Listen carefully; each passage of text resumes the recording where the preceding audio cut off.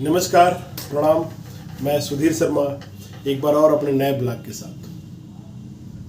ज्योति मौर्य, मनीष दुबे, आलोक मौर्य उत्तर प्रदेश में बहुत ही चर्चित नाम है। महिलाओं में बहुत चर्चित नाम है, पुरुषों में बहुत चर्चित नाम है। ज्योति मौर्य को एक बेवफा के नाम से जोड़ दिया गया कि एक बेवफा लड़की मीन्स ज्योति मौर्य। ज्योति मौर्य की कहानी हर किसी को पता है। ज्योति मौर्य एक साधारण घर की लड़की थी जिसको उसका पति ने उसको पढ़ा लिखा के और उसकी सारी सुविधाओं को पूरा करके, चूँकि ज्योति मौर्य खुद पढ़ने में बहुत ही काबिल थी, लेकिन बेसिक सुविधा मिलने के कारण और उसके लिए उनके पीछे पति स्तंभ बन के खड़ा रहा और वो बनी एफडीएम। आपको मैं अपने एक पहले ब्लॉग में बताया था, जिस दिन मनीष दुबे को कमांडेंट से हटा के उनको होमगार्ड डिपार्टमेंट के कार्यालय में अटैच कर दिया गया था।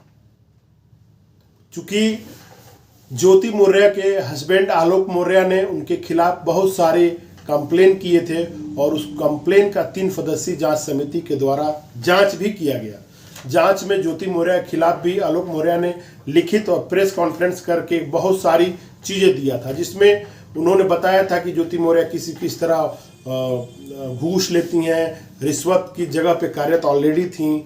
चूँकि वो पीसीएस अधिकारी हैं, पीसीएस में ही काफ़ी अच्छा रैंक उन्होंने पाया था। पीसीएस में काफ़ी अच्छा रैंक पाने से एफडीएम पद उनको मिला। एफडीएम माने उप जिला अधिकारी, उप जिला मजिस्ट्रेट। उप जिला अधिकारी के अंडर में काम करता है और तहसील का मुख्य अधिकारी होता है। चूँकि रेवेन्यू विभाग में थी और ये इनकी सप्लाई विभाग में पोस्टिंग थी, तो इनके ये जो विभाग हैं बहुत ही मालदार विभाग के नाम से जाने जाते हैं। वहाँ से उनको एक कॉपी उनके हैंडराइटिंग में आलोक मौर्य ने प्रशासन को सौंपा था, जिसमें ज्योति मौर्य के हैंडराइटिंग में था कि कहाँ से किस जगह से कितना कितना उगाही होती है। चूँकि जब जांच समिति बैठी तो आलोक मौर्य ज्योति मौर्य को बचाते हुए नजर आए और जांच समिति ने आगे शासन को ये लिखा कि जो प्रतिवादी है वो कुछ बता ही नहीं रहा है, तो इस बेसिस पे इस केस को क्लोज किया जाए। आपको बताते चलें, एक जबरिया हमारे यहाँ आईपीएस, रिटायर्ड आईपीएस है, जबरिया रिटायर्ड आईपीएस, उत्तर प्रदेश योगी सरकार ने ही उनको जबरिया रिटायर्ड कर दिया, जिनका नाम है अमिताभ ठाकुर। सुप्रीम कोर्ट में केस लड़ रहे हैं कि प्रतिवादी अगर मुकर भी जाए तो उसके द्वारा दायर याचिका की सुनवाई होनी चाहिए और उसका जांच होना चाहिए। फिलहाल ये आगे का होगा क्या होगा देखा जाएगा कि ज्योति मौर्य की ना हैंडराइटिंग बदलेगी और ना ही कुछ, अगर कोई कोर्ट में जाके इसको लड़े तो ज्योति मौर्य के खिलाफ जा सकता है। फिलहाल ये मुद्दा अलग है। आज मैं आपको बताना जा रहा हूं कि ज्योति मौर्य के जो आशिक थे मनीष दुबे तो सस्पेंड हो गए, लेकिन जो ज्योति मौर्य थी वो बची हुई थी और वो अपनी नौकरी बहुत ही आराम से कर रही थी।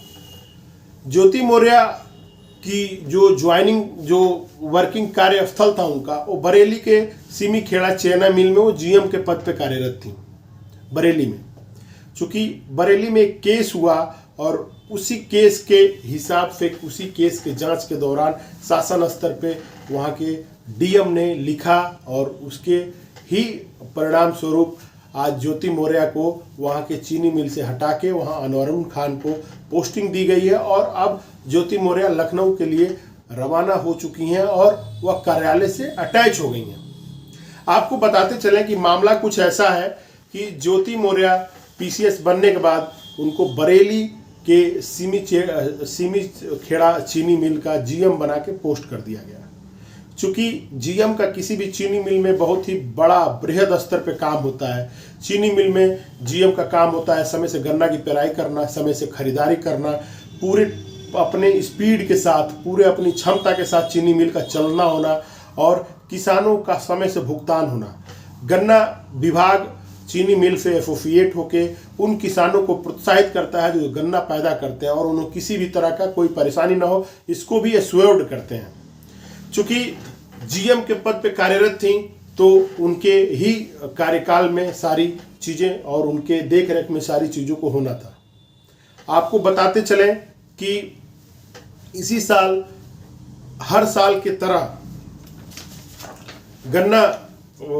गन्ना पेराई के लिए चीनी मिल का उद्घाटन होता है, पूजा पाठ होता है और सारे कार्यक्रम होते हैं, जिसमें उस क्षेत्र के जनप्रतिनिधि से लेकर बड़े बड़े लोग भी आते हैं और बड़े किसानों को बहुत अच्छे से इनवाइट किया जाता है, इज्जत के साथ इनवाइट किया जाता है। और भगवान से कामना की जाती है कि चीनी मिल अपने पूरी क्षमता के साथ चले और किसानों का किसी भी तरह का नुकसान न हो। लेकिन ज्योति मौर्य एफडीएम के लापरवाही के चलते वहाँ पे ना किसानों के सही समय से खरीदारी हो पाई गन्ने की, गन्ना ट्रैक्टर में लदे लदे सूख गए, ट्रैक्टर का किराया भी देना होता था किसानों को, और इन सारे लापरवाहियों के कारण चीनी मिल भी अपने पूरी क्षमता से नहीं चल पाया। इसको देख के वहाँ के लोकल किसानों में बहुत ही बड़ा आक्रोश पैदा हो गया। वो लोग भग के जाके शासन स्तर पे शिकायत की, जनप्रतिनिधि जो वहाँ गन्ना राज्य मंत्री संजय जी थे, संजय जी ने शासन स्तर पे शिकायत की और इस मामले का और बृहद आंदोलन का रूप बनते हुए देख के एलआईयू के इंफॉर्मेशन के बाद वहाँ के जो डीएम, तत्कालीन डीएम हैं, वो उस जगह का दौरा करके चीनी मिल में पाए कि चीनी मिल में पूरी जीएम साहिबा के लापरवाही के कारण ये सारा माहौल बना हुआ है। ना गन्ना समय से खरीदा गया, ना गन्ने की पेराई की गई और ना ही टाइम से गन्ने का भुगतान किया गया किसानों को। और इनके इस कारणों से किसानों की बहुत ही अधिक नुकसान हुआ है। बहुत सारे किसानों का गन्ना गाड़ी पे रखे रखे सूख गया। तो इस एक रिपोर्ट बना के वर्तमान डीएम साहब ने शासन को भेज दिया।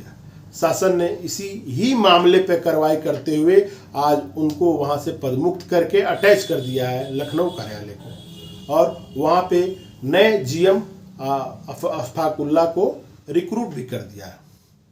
अब हम आपको बताते चलें कि स्थानांतरण या ट्रांसफर जो होता है, स्थानांतरण जो होता है वो किसी तरह के फजा में नहीं आती है, लेकिन अगर कोई आरोप लगा के किसी बड़े अधिकारी को उसको वहां से ट्रांसफर दिया जाता है तो ये सजा ही होता है।